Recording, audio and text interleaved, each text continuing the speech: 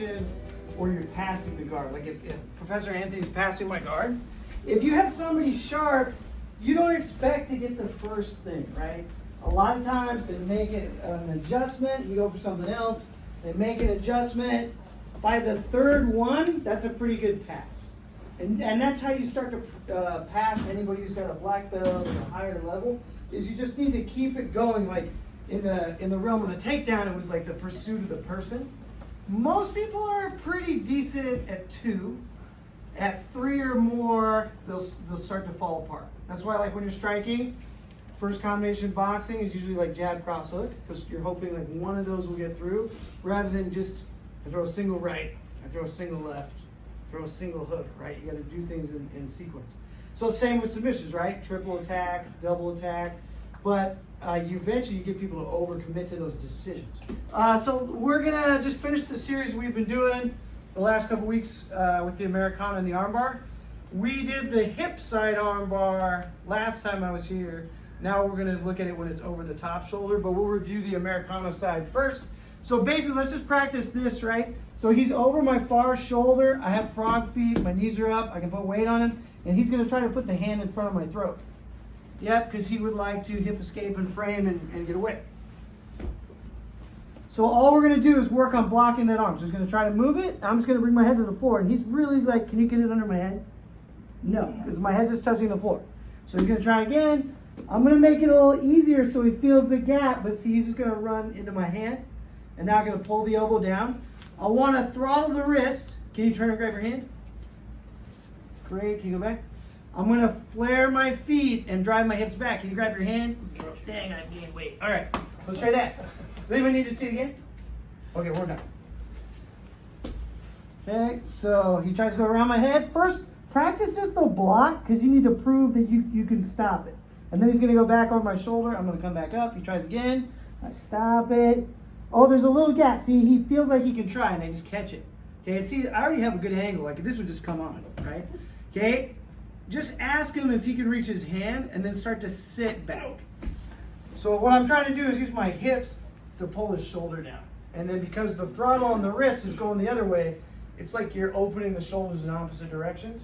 So it's hard for him to do that simple counter of just grabbing his hand. All right, let's try that. 1, 2, 3, real this time. Nico had a good observation. He was like, man, that's technical. There's like a lot of moving parts. There are. So sometimes the technique works out perfectly and you're like, I can prevent your shoulder from turning, your hip from lifting, I get the arm cranked, I get that throttle going, I got the lock. But other times I have to compensate because I make mistakes. I have to deal with his attributes, whoever I'm rolling with, right? They might do something I don't expect. Maybe there's a size difference, there's an experiential difference. There's all kinds of reasons, right? So you always have contingency plans. And I make a lot of mistakes, so I have a lot of contingency plans.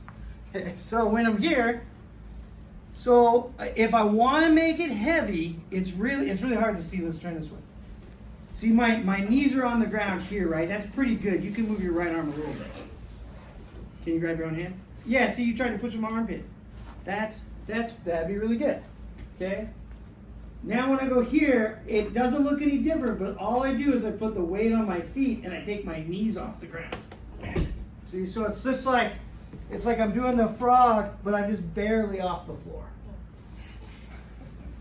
Pedro would tell me to like, just do it 100% of the time. Like anytime you're in this crossbody control here, like have that going so like all your weight is on this person. I have not mastered that. It's really hard to do all the time. But at the end of the submission, I think it's good. Okay, so but let's just start looking at contingencies here. So I'm trying to do the frog foot, but I don't settle down, so he starts to turn towards his hand. First thing I'm gonna do is I'm gonna put my head in the way. So if he tries to turn, my head is the barrier, and I have time to finish the lock. Okay, so let's just start there. So 1, try to frog feet, take the knees off the ground. Okay, 2, I'm starting to do that, but you turn and go for your hand. My head's gotta go in the way. Okay, all right. Let's try that. 1, 2, 3. This guy over here, I don't know what kind of YouTube jiu-jitsu he's watching. It was Nico, but don't tell anybody. That guy had the black gi. The other black gi. He was like, why don't you just put your head down all the time? You can. But then you got to prepare for another contingency because when I put my head down, I've got to go across the body. So anytime that I'm like this, see my weight is shifting a little bit. So a lot of times what will happen is he'll start to push on my armpit like Alex was doing, and you'll overshoot the lock. And he'll get out. So it's better if you can stay settled, but you can't always get what you want. So we're going to transition to what we've been working on. So I'm here. He starts to push on my armpit. I'm going to post my right hand up, and it's important I get my right leg across first. Okay? Sometimes you can get this elbow in front of the thumb. It'll be a harder armbar that way. I'm just going to go around and across. And now I'm just going to walk forward. And this leg doesn't even need to clear the head. It just needs to go around his arm, and I just need to stretch my back. Okay? Like that. There's a temptation because of how other arm bars work when he starts to push to try to put the left leg over first, but I'm still off balance if I do that, and he'll get out.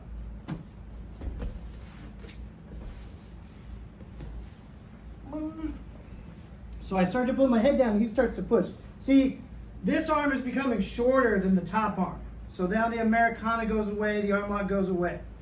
Right? So as he pushes, I just plant, right leg over, scoop the left.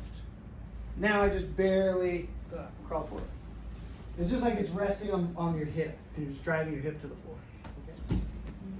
This is what I was gonna do, is just the arm bar. Right? So you have what I call it near side and far side in relationship to the shoulder. They're pretty close. Sometimes you manage the legs a little bit different, but basically, like, I have an arm bar. If he holds me over this shoulder, which is very common, especially in wrestling, to hold with two hands, that's not going to stop me from controlling his head and shifting for the arm bar. And then sometimes, like, you're going for this figure four, and you've done a good job with head control, so he feels like he cannot go back to the other side. So he settles for putting his hand over this shoulder, because now there's no more Americana to do. For a moment, he feels pretty safe. Okay? So one thing that, see, he can still do the same thing. Like, see how you can see my armpit? Can you push on my armpit with your right hand and roll? Yes, you shrink your elbow. Yeah, exactly. So just like we're trying to do weight distribution with the knees off the floor, it's the same with my elbows over here. So a lot of people in the beginning, it's a good mechanic, is to scrape the shoulder and rest on the elbow and start to turn here like this. But see, the point of my elbow is on the ground. So no matter how tight, I'm gonna make it really tight. Just push on my armpit and pull your elbow through. Yeah, see, he still has a gap to get through. So what I need to do is I can still wrap from the shoulder up, but when I start to turn, my elbow has to come up off the ground. So it's kind of like the other one we did where we pushed the hand in. See, my hand is on his body. So now there's a connection between his torso and his tricep and not the floor. So once I'm here, push on my armpit and take your arm out. He can't do it. Okay? So try to avoid this look here, because it's the same on the other side. People put the elbow on the ground and they'll lean like, yeah, see? But if I go like this against his rib, his arm is stuck. Okay? So I'm here, I'm gonna try to start to take my elbow off the ground and test it. Can you push on my shoulder? And still there. So I'm just gonna walk around. I'm gonna go forward to see my head is against his leg. I'm gonna use that to start to steer him over and go forward. So from here, I can lock the arm already. But I'm just gonna push my forearm against his stomach, step forward, collect the thumb, sit back, and arm lock.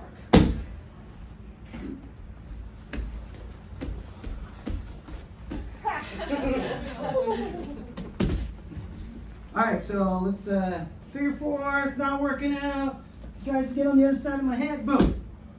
So I'm going to curl it, and now to make that connection to the body, I'm going to block his hip, and I'm going to bring this hand to my other collar and turn. Now, because he's trying to push on my shoulder, it's easy to capture that other elbow. I step over, drive forward first. See, now I have his legs with my head and my shoulders. Then I step forward. See, right here, I can push my knee in and push my head out. That could be the elbow. And now I just press, turn, catch the thumb, scrape it. Okay. All right, last exercise. Let's try that. 1, 2, 3.